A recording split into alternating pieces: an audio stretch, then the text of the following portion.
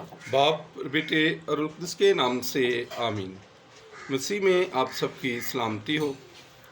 आज हम साल के दौरान 13वें हफ्ते के बुध की तलावतों पर ध्यान ज्ञान करते हैं।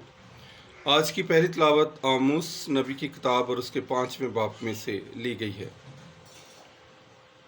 आज की पहली तलावत में खुदा आमोस नबी को अपने मकसद के लिए चुनते हैं ताकि वो इसराइल में अदल इंसाफ का प्रचार कर सकें, क्योंकि उस ज़माने में अमीर गरीबों पर जुल्म सितम करते थे।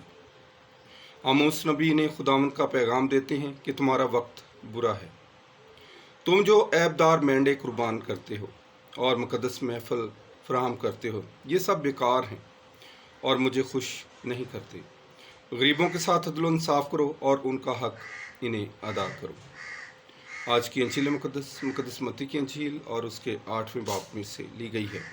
आज भी खुदावंद यीशु मसीह अपना अख्तियार सबके सामने ज़ाहिर करते हैं, क्योंकि ज़मीन व आसमान का कुल अख्तियार खुदावंद यीशु मसीह को दे दिया गया है।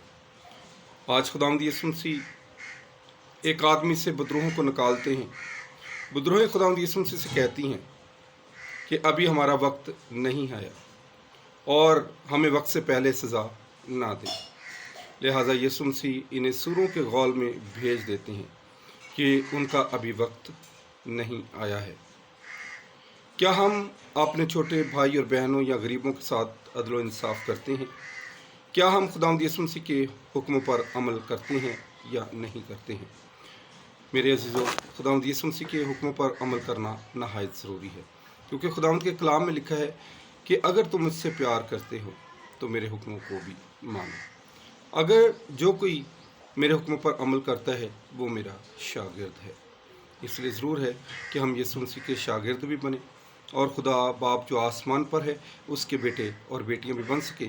आज का दिन मेरे लिए, आपके लिए बाइस से बरकत ठहरे। खुदावंद हम सबको बड़ी बरकत दे और खुदावंद हमें अपना वफादार बनने में हमारी मदद करे। आमीन।